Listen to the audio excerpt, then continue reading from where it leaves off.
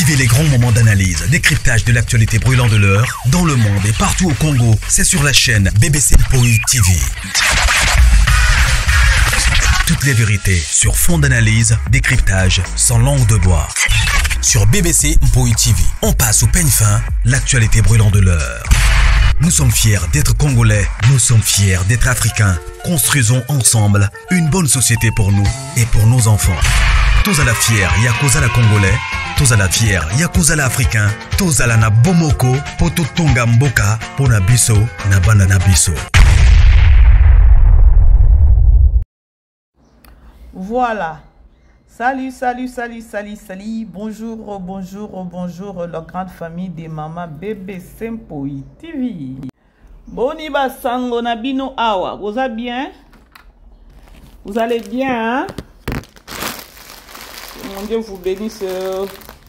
Zambe nanga pa moelanga bino ebo mela.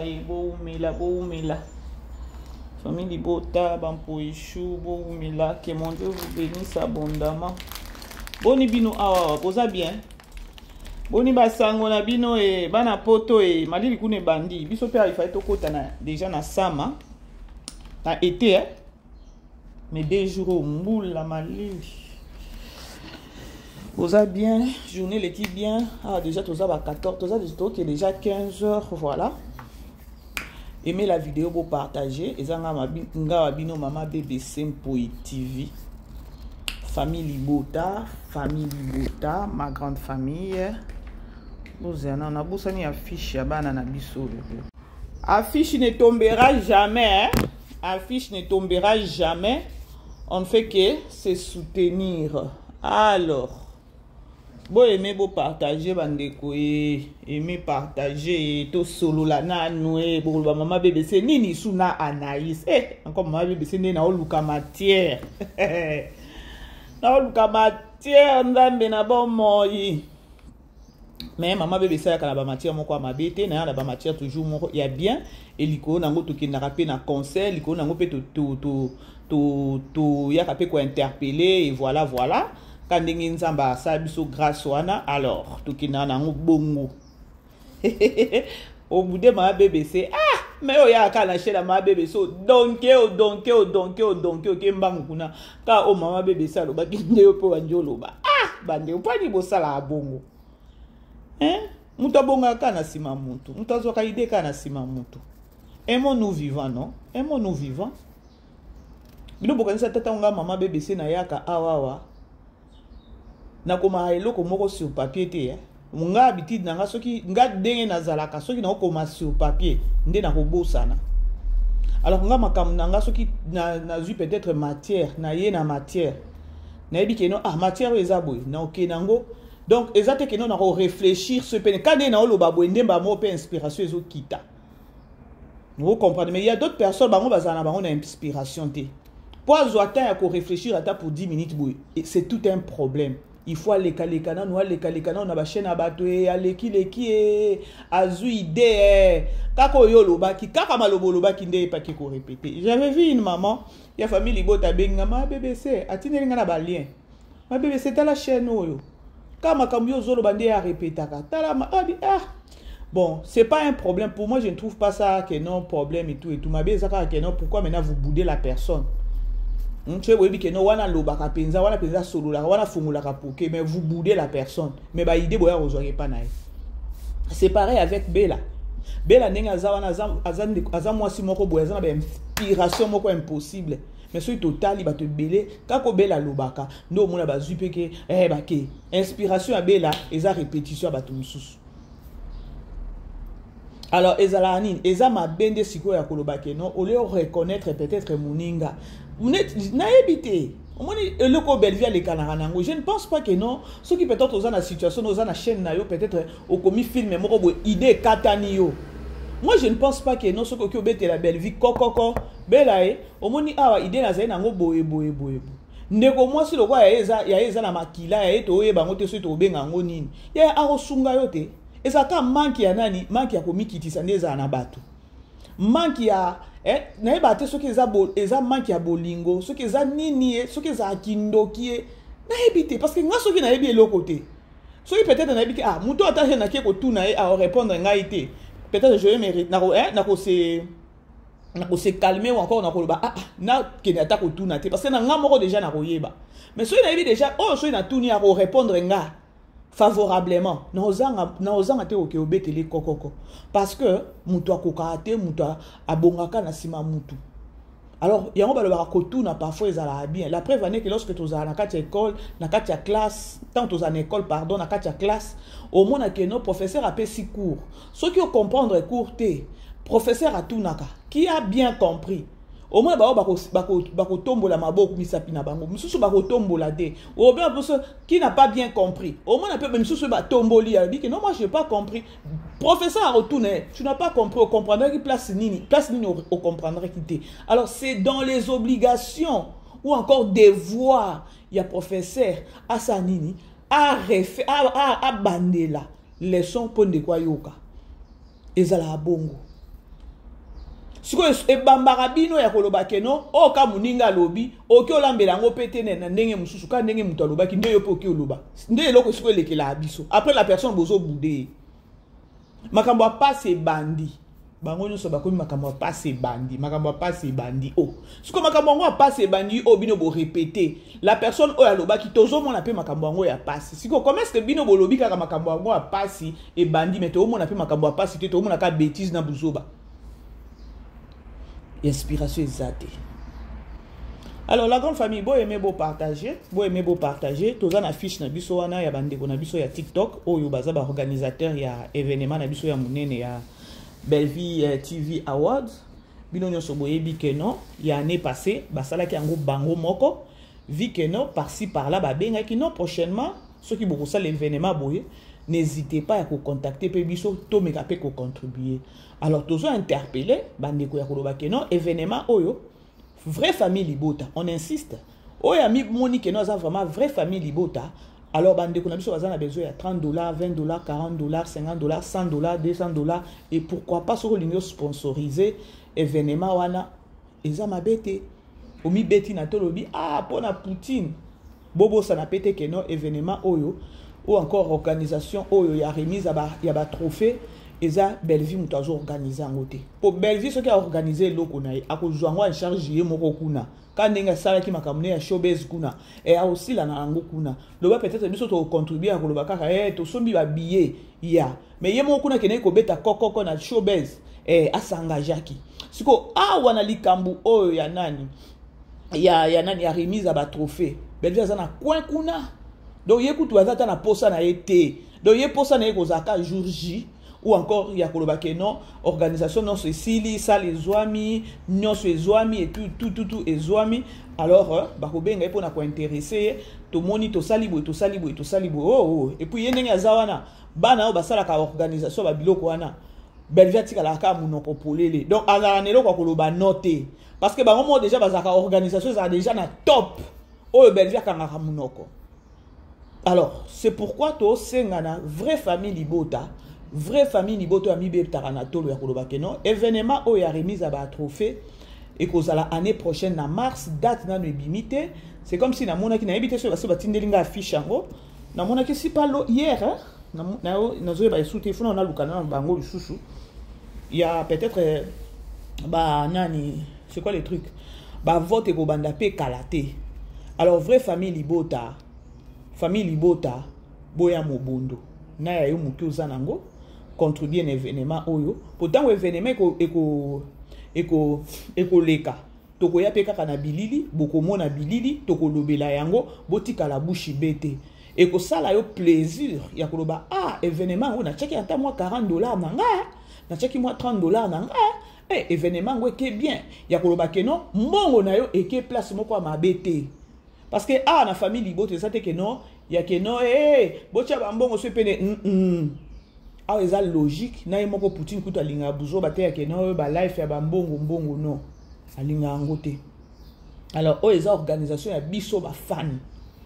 Nous les femmes il faut les fans pardon il faut to blakisa bolingo wana donc Bellevie ça vandi azotale la siko ba fan na ye aotale la ba fan na ye. Alors to meka ko défendre loko oyo et ko sala vraiment bien et ko za vraiment esengo na biso nyonso ba numéro eza wana na affiche wana oyo alingi mpe kobenga mama BBC c'est pas un problème olobi ke okozwa salle ngai na ndima BBC ngai na sponsorisé ka salle batala ba salle place bazo boule ko salle événement wana ya remise à ba trophée na commune nini et tout batala ta 3 4 salles alors to comparer ngai na zo salle et ça les locaux ya parce que mbongo no kende en 20 ans ezaka pona otombo la star ko tambola ba comédien na biso o ba se respectaka na bela production ma BBC nga peut-être na ozolanga catering ma peut-être parce que ba organisation wana eza na nombre ya bato eza limité ezate ke noko ye belé bato bo tondi bo ko kata place ya kobina te bo komi ko toka ce qui ezaki hôtel ce qui ezaki restaurant ce qui ezaki nini to ye ba pété mais boye ko tchaka bato makelela ko loba ke non anniversaire 5 ans anniversaire ce que tali place ngo ba ke ko fêter bato ba ko kata ko respirer te chose grave ezaki nango pe salle ezaki salle ya ko louer te ezaki nango restaurant maintenant dis-toi siko ke non bino bo vi restaurant et puis na restaurant to ebi ke no restaurant za ke no bo vandi bo lié bo sisu ko lia bo kei peut-être santé bato ba commande lelo comme na ba restaurant mutu moko na coin kuna obeta santé na musique moko kaka musique moko classique ezo beta ezaka ya 2 personnes 3 personnes peut-être et ke nango bongo mais to moni na kati ya restaurant pour ma première fois na moni na kati ya restaurant piste ezate mais bato ba créer piste kobina ngo on dirait bitumba donc otala boye bato ba transpirer otali boye mawa alors ya biso famille Libota bomona ki ça les aki na munene année passée juste remise ya ba trophée ça les aki munene bato azaki éparpillé donc au mona ke non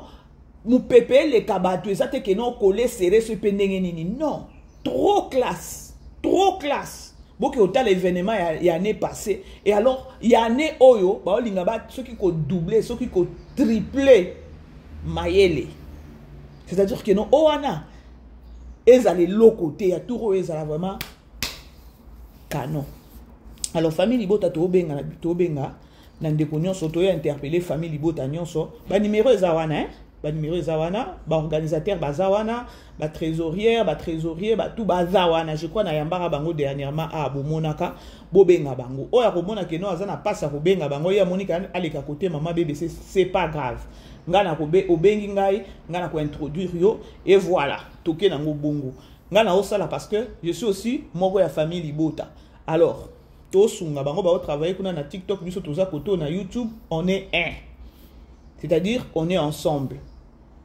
Famille Libota, please, vous monene boyaki mo bondo na période ya showbiz. Alors oyo pe boya ba mama biso boza partout dans le monde, partout aux États-Unis, voilà partout.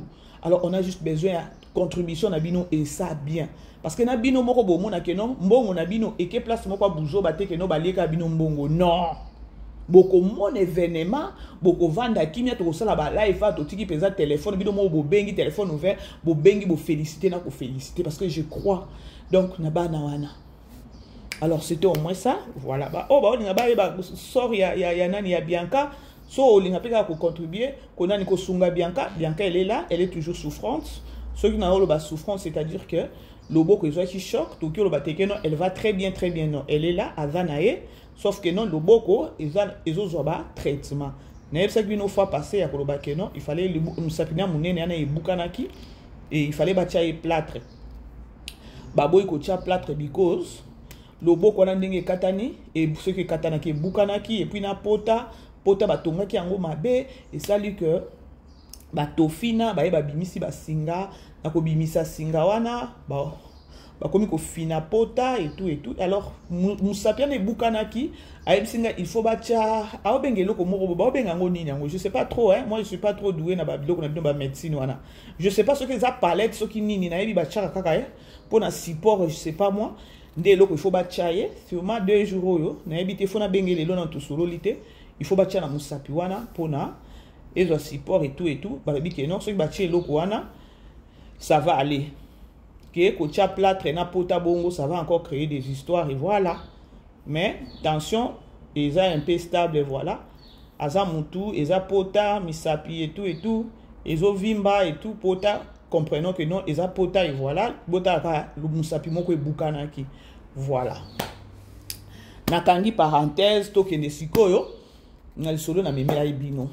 Bade on a moni, je crois bon moni titre, on a bon moni photo miniature boto na ma BBC nini suna Anaïs. Moi j'aime trop Anaïs parce que c'est une femme azalaka na moni la ke pembe nya belle, c'est une femme déjà mona na aza courageuse, intelligente et tout. Et puis to ebi que non, yende azalaka na cuisine ya koloba que non ya kolambela ba artiste, ceux qui baza na tournage, yende ba délégat ya koloba que non alambaka po na ba artiste. Et bien, on a Bella Production. Je précise. Na Bella Production, c'est basé na tournage. On doit lamba ko le bo banda ko benga restaurant boy la biso boy. Alors organisation ils allara toujours ba délégat et que non, jour à tournage, yenda les gars na cuisine à lambi à servir batou et voilà.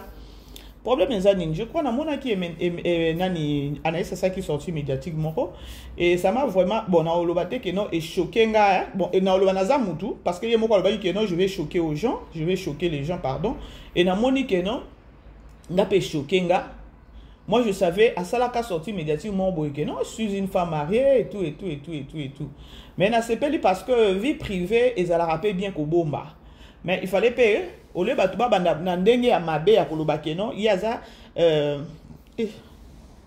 nzambe na ngai ya ngwazo binga nga hoyo pardon.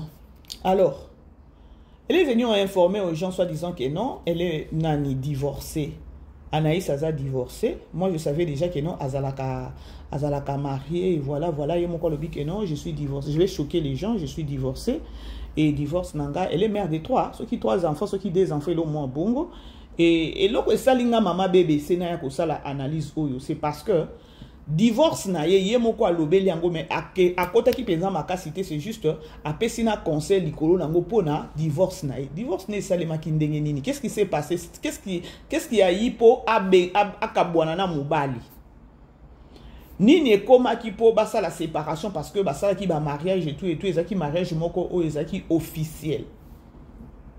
Anaïs alobi très bien parce que na oche la bino vidéo parce que na travailler na vidéo to landana no kakelo kwa lobaki comme ça ndi na ozongi la bino.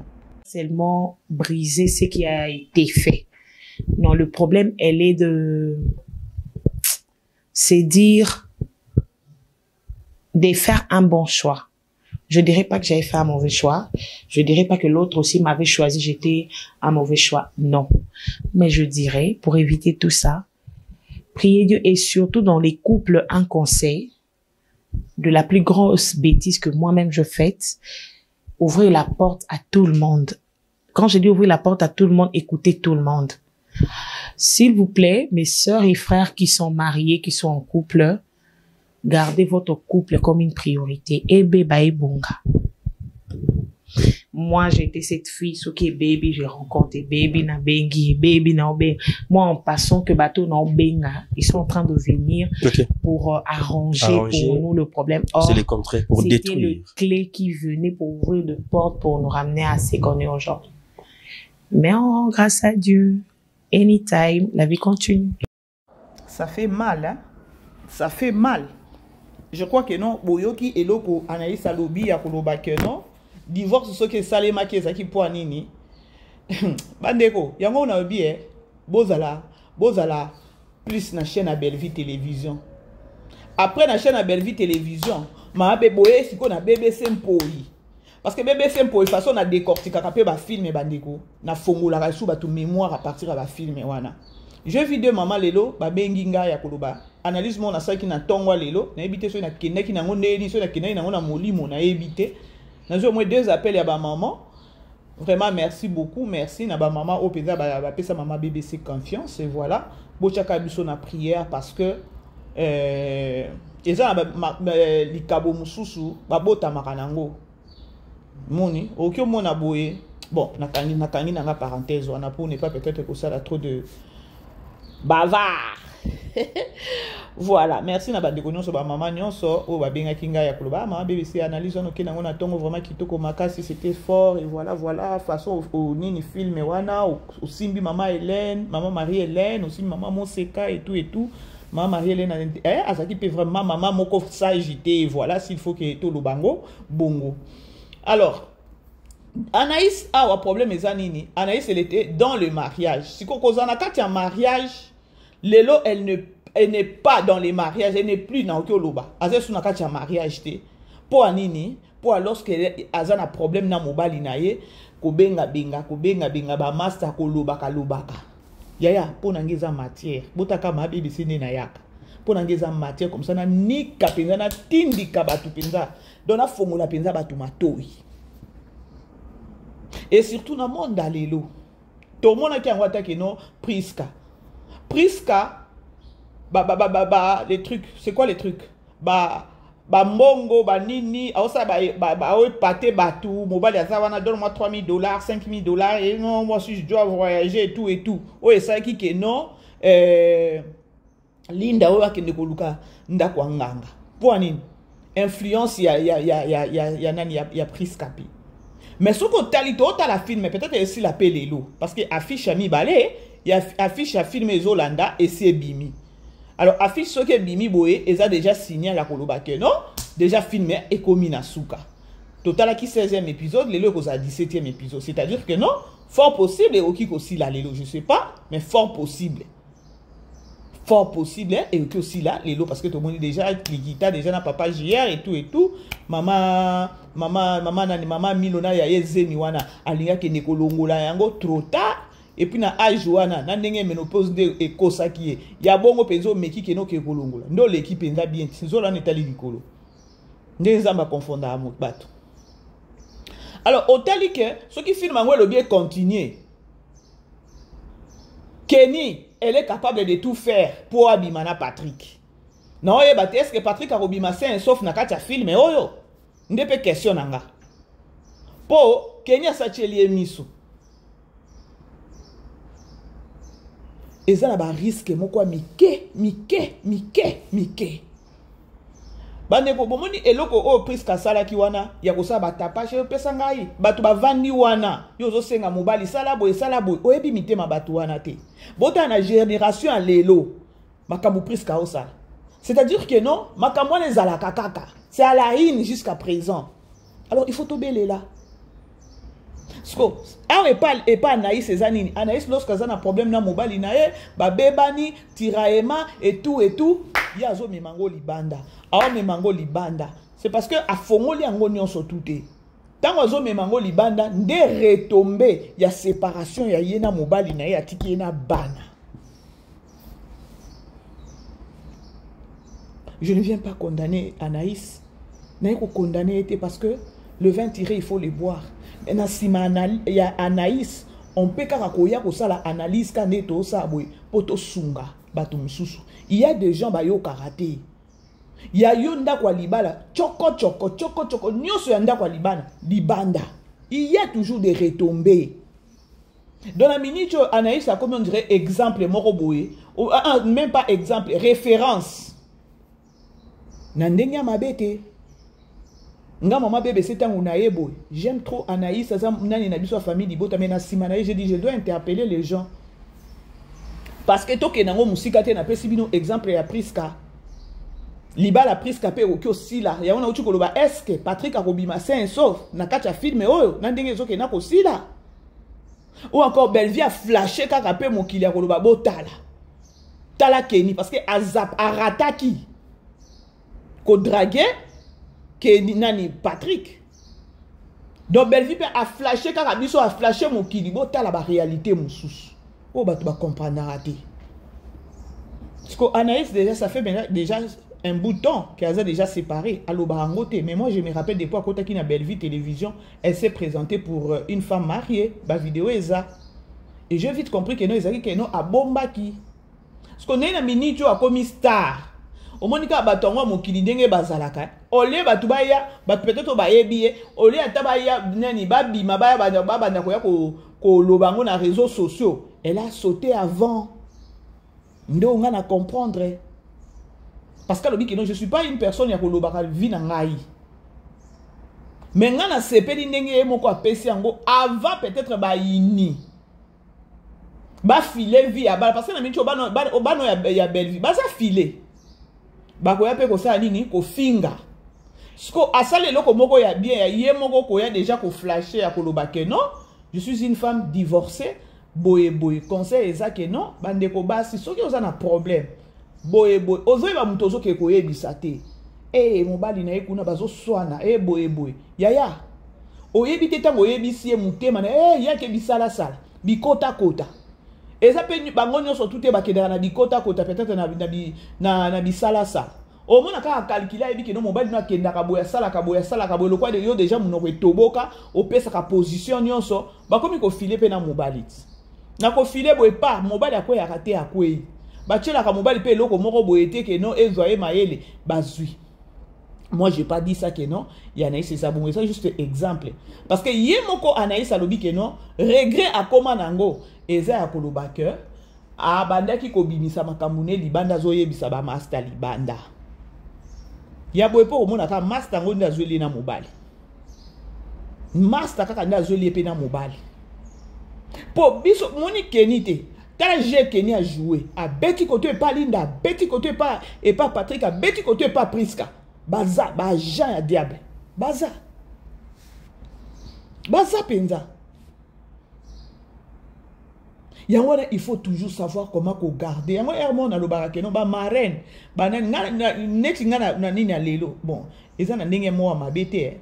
Oh marraine, oh nini. Pardon badi. Confie-toi à ton Dieu. Parce que plus on sambe là, plus on tambola na crainte ya Nzambe, plus on a toujours na sama kolo Nzambe, Bible, prière, jeûne. Yaya. O bando ozaka mutu moko boye ka ke non nzamba obando kitiselo ba sagesse moko boye nzamba obando interpello na ba ndoto nzamba ola kiso ba bilo mo boye oyo zo comprendre te. Il y a d'autres personnes où ba vivre ka na ignorance. Au moins pe boye nzamba sa solo lina eme ya za na ignorance nzamba obanda ka ko interpello na yango mona ba to ebele ba kuta na ba situation na ba problème na ba vie na ba parce que nyonso comme la kabiso bandeko nzamba atika biso ba aveugle te nzamba la kisaka biso avant. Parce que ma camone comme la rabiso c'est parce que tous arabes ignorants. Ah oui, tous arabes ignorants. Yaya ataliwa ke no ba bomo lelo. Yaya signe ezangate. Nzamba ko révéler kaka si tu es souple en esprit. Soko yebi ndenge molimo etambolaka. Yaya o comprendre bien wa signe mabe. Jamais. Pour nzamba yeba ke no o kufa dans désert nzamba yebaka.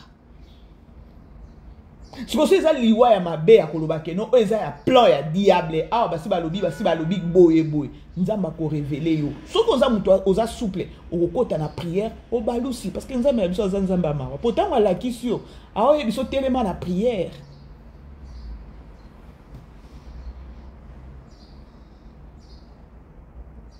soko Anaïs na minute alobi ke no ezelo omona o souhaiter te ya koloba oza na kati ya ndako ya libala na yo ozo makambo nozo memango libanda yaya siko ngana mona yango ezala sentiment nzamba limbisa biso nous sommes des humains mais nous devons être sages na ba niveau moko bo ya koyeba toujours ko se protéger na vie po mutu oya ko boma yo mutu oya ko salo mabe yaya ndeko nanga mwasi ndeko nanga mbali aoza musika te ka pembeni na mutu musika oyande kaka mutu aza pembeni loba so ba yebso ke no mutu musika nde yako mutu a pembeni abibombi a utiliser mutu musika pour aboma trace. C'est comme ça. C'est comme ça. Bandeko basi eza ba mama nde to vandi na banda kwa libala boy to yeba ko protéger libala na biso eza na bino ba papa boye ba pe ko protéger basi na bino. Ezalaka nini munoko supu chuku eza ba réclamation na ebite ezalaka ba réclamation famille oui ba dom so mona bo eza réclamation trop jeune qu'elle est sur otali Anaïs la façon de parler d'Anaïs au sentir que non moi naza mayele ni nango ezanga ki ekozaka na sagesse wana ya koloba ke non makambo nanga ndako na memango libanda te yaya ezape likambo koloba te ke no ki bo mwana jamais okuta na mwana moko 25 ans azo gérer libala na ye lokwa mukolo bablo mususu eza ba réclamation ba tioka molimo ko bimisa makambo ba yeba cheka désordre na ndako na yo bo bana ko sona na mobile na suka na ngope babandi ko ba yo bimisa ka makamuno libanda ya monde ya ténèbres fonctionne na ba level moko osepela te totombola ka peut-être monde ya ténèbres te mais dans la vie nous devons être sages confiance mingi nde na nzambe kanenga na vandi boye pa na bimi apa makambo nanga ndako na kena memeli mutu moko boye peut-être ngai peut-être na futa ndako peut-être ya $3000 na okene ko kapi na okene ko pesa ko na obimisa makambo nanga ndako na okene ko yebisa mutu o afuta ka ndako peut-être ya $100 est-ce que bozo you guys are you getting me est-ce que vous comprenez nga est-ce que mutu ana zo futa ndako à $100 yo zo futa ndako à $3000 ozo kene ko faire voir hier réalité voir même attaque no yepe kuna azala mbongo na ye parce que tout monde aka moi c'est muso azala kati ndako libala ne mais azo envier mobala muninga baza parce que loko ala boye bisanga eza nini oza mobali no na kati ndako mais ozo linga mobali mususu libanda yo ebisanga eza nini eza normal te. Bref, likambo ya nani ya c'est qui ya Anaïs Cézanine libala na ye ekufa parce que bana komema makambo liba ya ndaku na ya zo mimango libanda na sima komema libanda nde libala ebeba dommage tozwa ka mayele ba biloko nyonso totala yango ba film ebele ba film aboy to makambo aboy totala yango na Belle Vie Télévision au moins siko bo pesa ka ma BBC raison. Alors, tout continue na kolanda émission na biso to kapé Anaïs ndenge ya lobby koko manaye na Bella Production. Qu'est-ce qu'elle est devenue aujourd'hui? Est-ce qu'elle peut se remarier encore à lobby ango s'il s'agit de se remarier le quoi naza pembeni ya Belle Vie notre maman aza femme mariée respectueuse papa aza donc non. Ce qui a mon ani mobile a bien mon ani. Tant que je suis pembeni à Belle Vie, elle a des logiques et tout et tout. C'est une maman au grand cœur. Il faut qu'elle ait sa statue dans la femme mariée. Un mot de la fin au qui sa Belle Vie Zanine. Tolanda. Seulement briser ce qui a été fait. Non, le problème, elle est de... C'est dire... de faire un bon choix. Je dirais pas que j'avais fait un mauvais choix. Je dirais pas que l'autre aussi m'avait choisi, j'étais un mauvais choix. Non. Mais je dirais, pour éviter tout ça, priez Dieu et surtout dans les couples, un conseil de la plus grosse bêtise que moi-même je fais, ouvrir la porte à tout le monde. Quand je dis ouvrir la porte à tout le monde, écoutez tout le monde. S'il vous plaît, mes sœurs et frères qui sont mariés, qui sont en couple, gardez votre couple comme une priorité. Et bébé bonga. Moi, j'étais cette fille, ce qui est baby, j'ai rencontré baby na bengi, baby na bengi. Moi, en passant que bateau na benga, ils sont en train de venir pour arranger pour nous le problème. C'est le contraire, pour détruire. C'était le clé qui venait pour ouvrir de porte pour nous ramener à ce qu'on est aujourd'hui. Mais grâce à Dieu, anytime, la vie continue. Femme. Ok. Moi, j'ai été appelée à être cette femme au foyer, mère. À part tout ce que je fais, j'aime être cette mère et cette femme au foyer. J'aime, en fait. Il y a une différence d'être seule et être accompagnée avec un homme. Il y a une différence? C'est pas facile. C'est pas facile. Est-ce que toute femme est appelée à être accompagnée par un homme? La preuve, si les mariages n'étaient pas importants, notre maman ne serait pas mariée. Notre maman Belinda Kondi, elle est mariée. Et c'est une femme très bien assise. Et comme on est à côté d'elle, donc nous, on est appelés à être des femmes très assises. Bon, c'est tout ce que je peux répondre. Mais je dirais pas que ceux qui ne sont pas mariés, non. Les mariages, ça peut venir à 40 ans, 50 ans. Pour les autres, à 21 ans, 22 ans. Donc, c'est ça dépend. Comment tu t'as géré? Bon, on fait effort, on prie Dieu que les enfants ne sentent pas ça. Parce que on garde toujours de très bonnes relations. On parle et tout. On fait effort que nos problèmes n'affectent pas les enfants. Les enfants, ok. Mais c'est pas bien, c'est pas bien. Ok, c'est pas conseil. Non, c'est pas conseillé, c'est pas bien. Ok, merci beaucoup. Peut-être na TV. Hey, c'est toi, hein? Hey, bravo, ma sœur. Grâce à Dieu et à maman Belinda Kandi. Na koma pe na valeur mon boyo les capé OK supermarché. Bah, hey, Anaïs, pourquoi tu as fait ça? Hey, tu es méchante, hein? OK, c'est Elena Makambu, tu vois? Ah, c'était pas Elena qui a tué Getty, c'était Linda. Hey, dada. Ok. Et puis ça, ma personnalité, mon beau. Et rendant sûr de moi. Si je peux convaincre les gens qui me regardent à la télé, et puis ils te disent, tu joues très bien. Ah, merci, il y a place à nous ça qui ont bien gâté. Babi so moni moi na so so vimbi na nzungu. C'est que maman n'a zansi. Donc Anaïs so batu ba mo na vimbi bo ya Belinda Kandi mo robo. Dazo vimbi sa Anaïs. Na musala malamu. Voilà. Mais c'est quoi le secret de Belinda Kandi? La prière et le travail. Ok. Cette femme-là, c'est une dure à cuire. Elle bosse de malade. Maman Belinda, elle bosse de malade. Aebi maite lititi tenjungu te. Poto mona ngote. Et loko maman Belinda Kandi aebi mabolongo na sena big na papier. Ok. Des fois, tu sais que maman repose, toi, j'aime me reposer. Soit si non, j'aime me reposer. C'est quand on bosse 4 fois, qu'elle n'est jour au vous sentez peut-être qu'elle est fatiguée, fallait qu'elle paie. C'est ça. C'est quand maman Belinda Kandi. Le travail et la prière. Et puis, quand une femme est très bien accompagnée dans la vie. Hein? La Bible dit, celui qui trouve une bonne femme trouve le bonheur. Notre papa a trouvé cette très bonne femme qui est notre maman Belinda Kandi.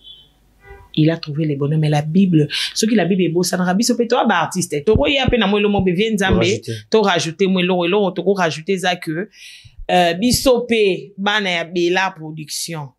Tu l'oublies que, cette femme qui est très bien accompagnée,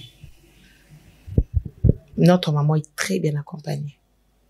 Et notre papa aussi, c'est une force énorme. Derrière un grand homme. Très bien. Une grande dame au moment de vie. Merci beaucoup, Bessida. Ouais. Modèle, non, on a théâtre et Aranan. Belinda Kandi. Tu prends le temps, il y a un talaï, il y a quoi observer. Na prendra temps, na zap et nande na lié. Na prendra temps, talaï, na zalra penane na mambasara na landira ngwa la lettre. Songer d'actrice. Façon elle est. Hier, on peut se couper à sali madame, couper à sali boy, couper à sali liboma, couper. Donc, na pièce moko ba couper belé mambo belé. Est-ce que Belinda Kandi aza modèle ya malamu ya Rosumbre, ya Orlando? Oui. Ok. T'es convaincu? Depuis que même avant Naya, je te dis, na ba hollandais depuis na ba film akala. Oui. Depuis que même Naya. Na zalaka soki to na tournage moro à l'époque quand j'étais chez le président Baptiste maman Belinda bandaka de ko tourner na banda otala na tanda jouer ngapi na kina betika mwelo mo bon c'est bon. S'il faut lui dire un mot la caméra websérie. Maman Belinda, moi je l'appelle Océan. OK. Na été ce qui bat pas comprendre à niveau Océan na bengela kai. Océan so aujourd'hui déchets à salito bois qui na kati Océan c'est un sani. Très bien. Si on boule les bêtes, après on boule les silos, c'est un bois carrément. Ok. Pour Elinga, maillot est propre. Maman Belinda, moi ta fille Anaïs que je suis, je t'aime d'un amour inconditionnel. Maman me punit beaucoup, hein. Ok. Elle nous punit tous beaucoup pour Elinga Abisso. Mais reste cette femme humble et forte que tu es. Tu es d'une force énorme. Que Dieu te bénisse et qui t'accorde une longue vie. Que l'obi te osa déjà modèle. Zamba baki sali susu osa nango likola osa nango parce que nous t'aimons énormément. Reste toujours cette femme humble et elle est cette femme de prière. Voilà. Voilà. Il y a le bien avec un Poutine océan. Na komi na souka la grande famille vraiment ceux qui na bêtisi bino dibaku bolimbisa monoko elobaki ebele ezangisa kobeta libaku te. Voilà, bandeko basi mama papa tozobalisa mwana na yo lelo obalisa mwana na yo benda ye matoi makambo ya mariage na yo e matai kita parce que na kati ya mariage y a pas toujours et donc ezaka ete noka esengonde za na kati ya mariage non, il y a les hauts et les bas. Alors lorsqu'il y a les bas, kanga munoko na yo tia mabolongo na se parce que diable alingane mariage te. Faut toujours qu'on prie. Et puis mariage ça réussit à vite et à non lorsqu'on continue na kati ya mariage si non diable a combattre yo ti na kati ya mariage na yo. Il faut toujours causer toujours na prière na kati ya ndako ya mariage. Bref, c'était au moins ça la grande famille. Je vous aime bien. Tozela lelo 17e épisode na biso. Déjà affiche il y a épisode et film Kolanda et bimi déjà. Bisous là-bas, aimez, partagez. Vivez les grands moments d'analyse, décryptage de l'actualité brûlante de l'heure, dans le monde et partout au Congo. C'est sur la chaîne BBC Mpoi TV. Toutes les vérités sur fond d'analyse, décryptage sans langue de bois. Sur BBC Mpoi TV, on passe au peigne fin, l'actualité brûlante de l'heure. Nous sommes fiers d'être Congolais, nous sommes fiers d'être Africains. Construisons ensemble une bonne société pour nous et pour nos enfants. Tous à la fière, Yakoza la Congolais. Tous à la fière, Yakoza la Africain. Tous à la na Bomoko, Poto Tonga Mboka, Pona Biso, na Banda na Biso.